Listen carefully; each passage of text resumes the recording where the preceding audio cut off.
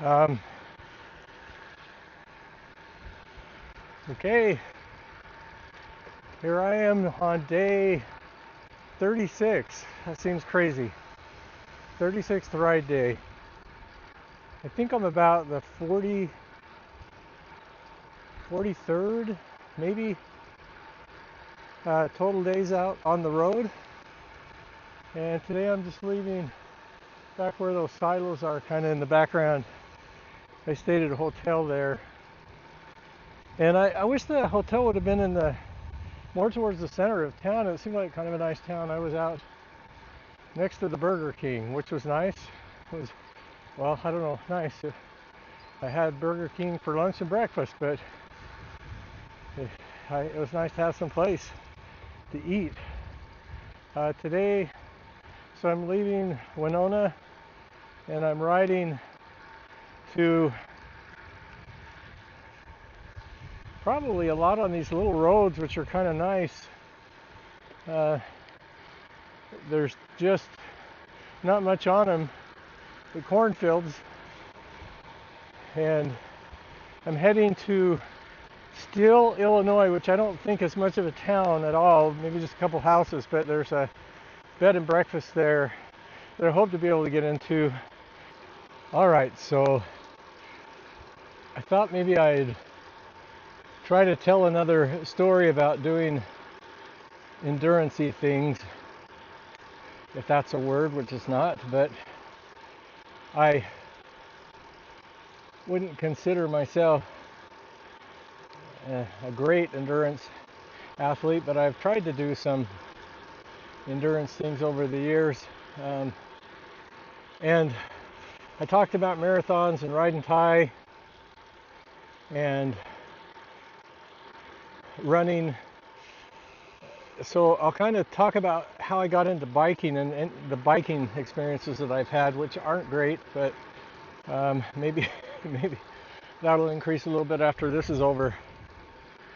So I already talked about how as a kid we always, of course, lived on bicycles in the late 60s, early 70s, and then this is kind of a roundabout way to get to mountain biking, but let me turn this way. Hopefully that's working. I haven't used a front mount for a long time. This may be a bust, but we'll give it a try. So when I was just after I graduated from high school,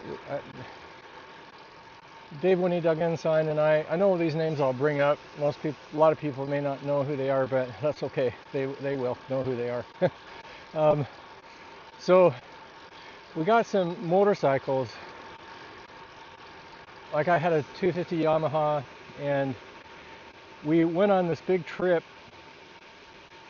Not the year I graduated, but that following summer, and we went down to southern Utah and Moab, and we had heard of the Slick Rock Trail in Moab, and we, with some other friends, Jeff Akubo, Ken Brockbank, we went and rode Slick Rock on our motorcycles, and we rode it. I think it was in June, and we didn't see a single other person on that. The road had opened up in 1971, I believe, 71 or 72, and they'd painted the lines on Slick Rock. And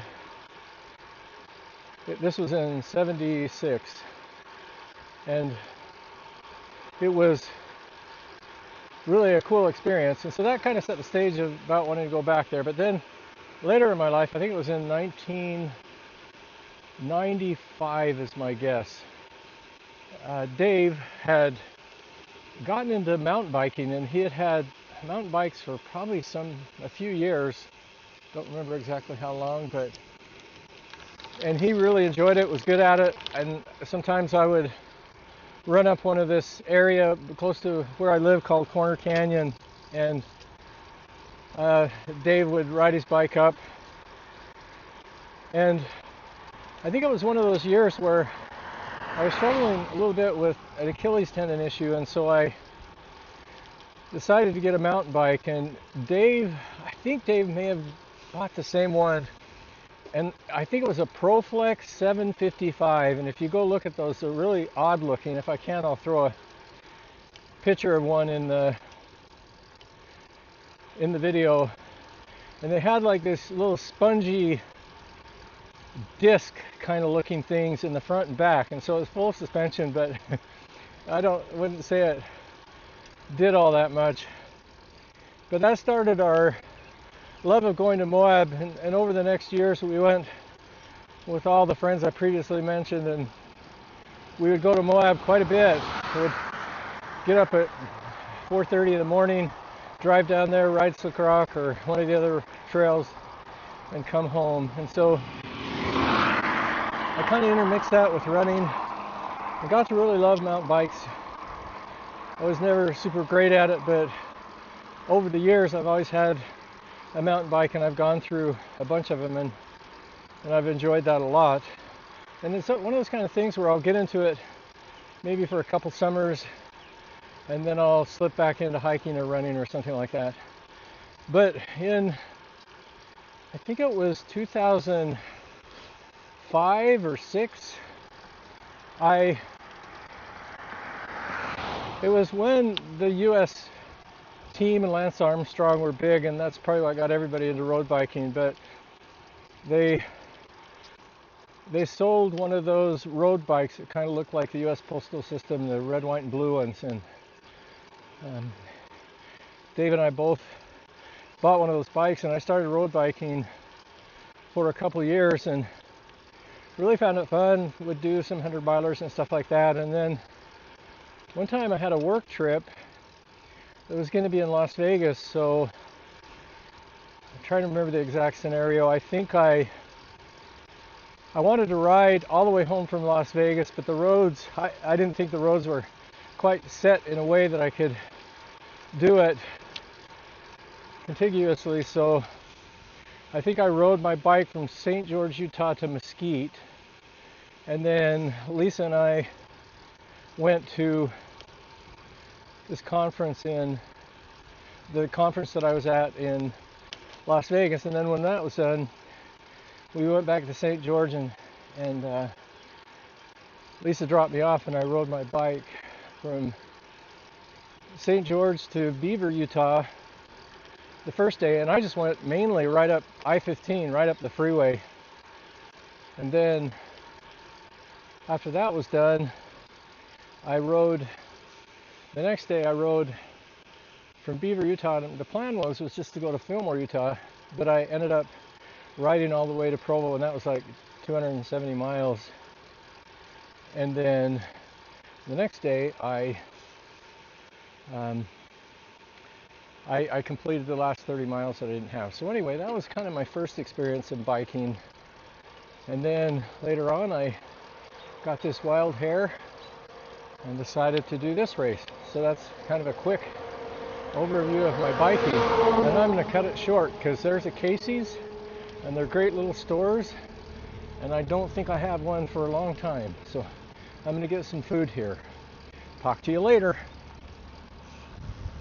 Well, that was disheartening. I went in that little store hoping to be able to get some food, and their cash register, their internet stuff is out, so they can't take any cards or anything like that, or they won't take cash either. I said, hey, I'll give you $20 for a Gatorade and something else, and I don't know, they wouldn't let me do it.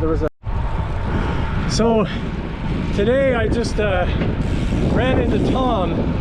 Training for Ragbri. He's training for Ragbri, which is a ride out here, goes from the Missouri to the Mississippi, right? Yeah, it starts over in western Iowa and goes across the strait to the Mississippi. Nice.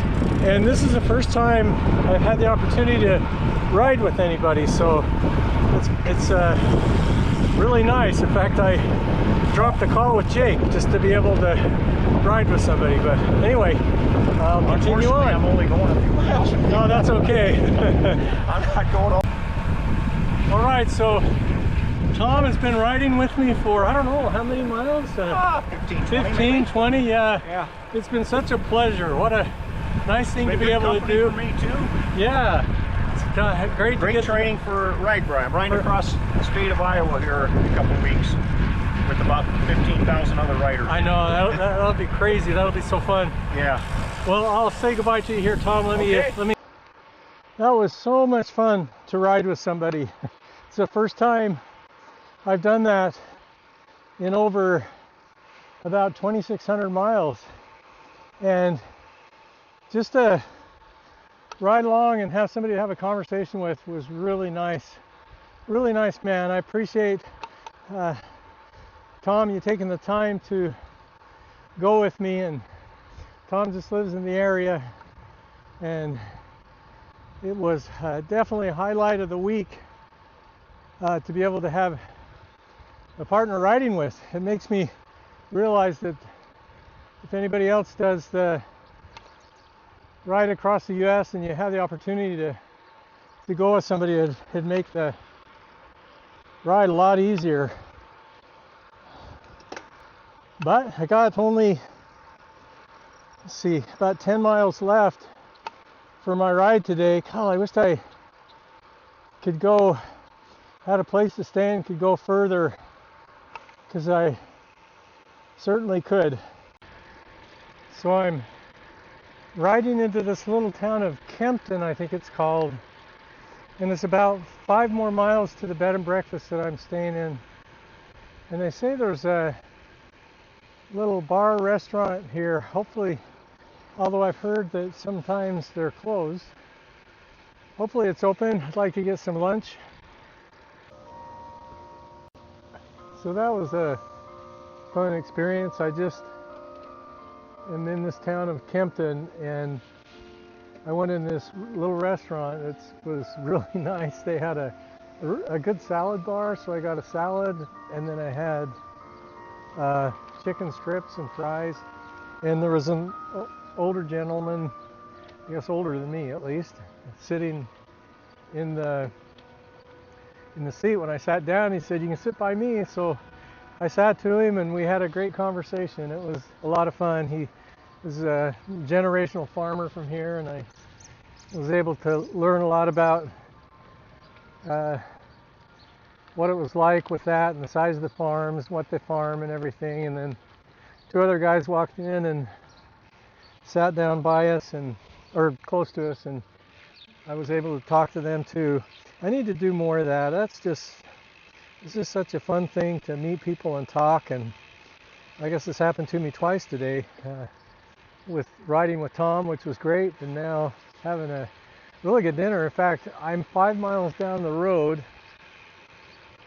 and I did buy a few things, simple things to be able to eat for dinner tonight if I get hungry, but I may even consider riding back here for dinner if I get hungry. So I believe where I'm staying is somewhere back there. I'm just trying to find the road to get to it. That's pretty neat. Look at these hawks. Whoa. Oh no, those are turkey buzzards. Never mind. Hey guys. Since the bed and breakfast is called the greenhouse, I would assume that this greenhouse up there would be the place. There's the bed and breakfast. It's really a nice place. I'm excited to stay here tonight.